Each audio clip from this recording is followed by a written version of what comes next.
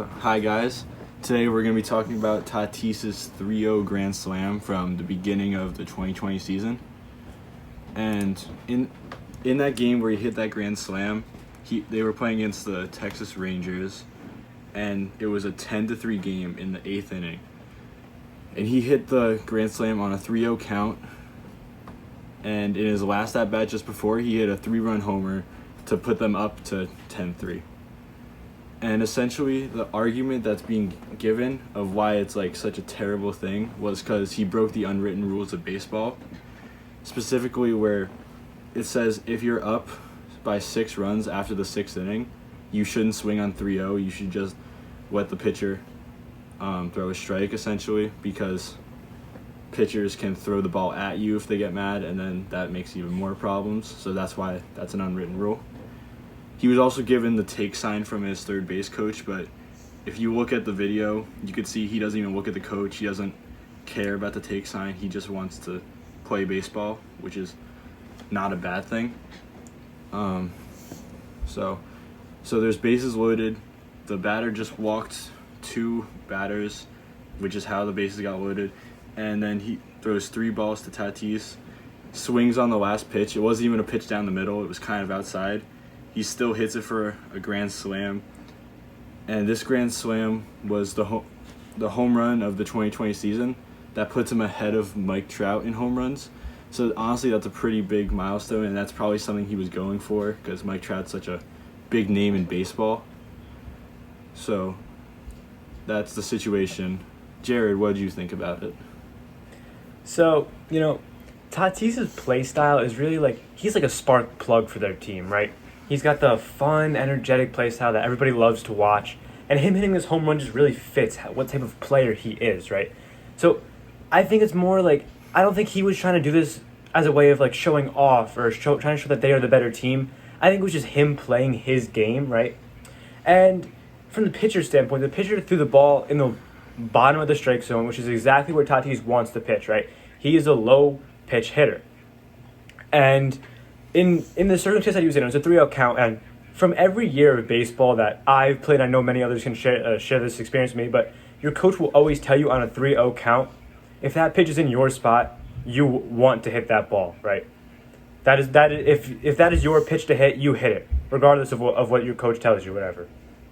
So I think Tatis was just playing his game, and the outcome happened to be a home run.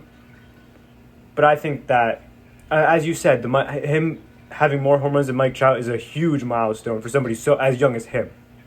So I think that it should be more looked at from a good standpoint because we see a young player doing incredible things rather than frowning upon it because of the score of one game. And Shivam, you have anything else to add?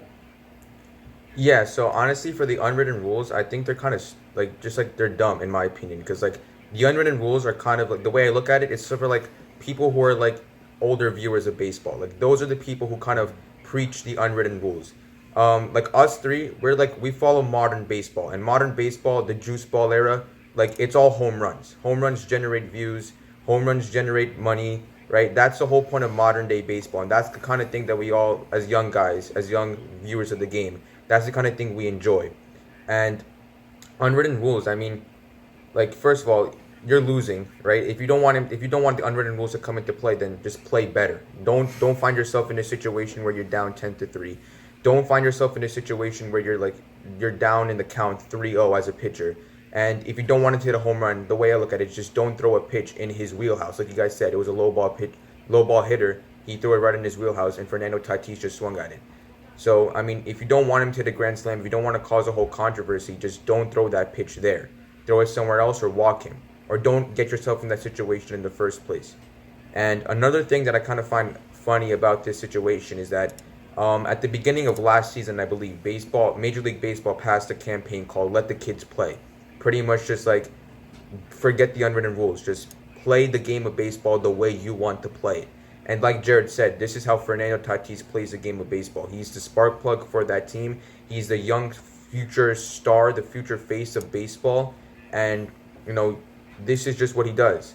And this is him playing his game. So you can't pass Let the Kids Play campaign and then complain about hitting a grand slam. And since baseball is such an unpredictable sport, for all we know, the next game he could have a season-ending injury, right? We don't know what's gonna happen his next at bat, the next game he plays. Hopefully it doesn't happen because he's one of the best players. He's a young future star, but you can't take anything for granted. If you see a pitch like that, you gotta swing. And I just think he did the right thing, was playing his own game. So I think the unwritten rules are kind of dumb in my opinion. Yeah, a lot of people like on Twitter came to his defense, saying it was like what he did was the right thing because you should just play the game like how it's supposed to be played, and you shouldn't limit yourself as a player because of another team doing badly in one game. Yeah, Yeah. like he shouldn't jeopardize his own stats just because the other team is bad. Like he doesn't know when his next opportunity to hit the grand slam might be. So you just gotta take every opportunity as it comes. That's the way I look at it.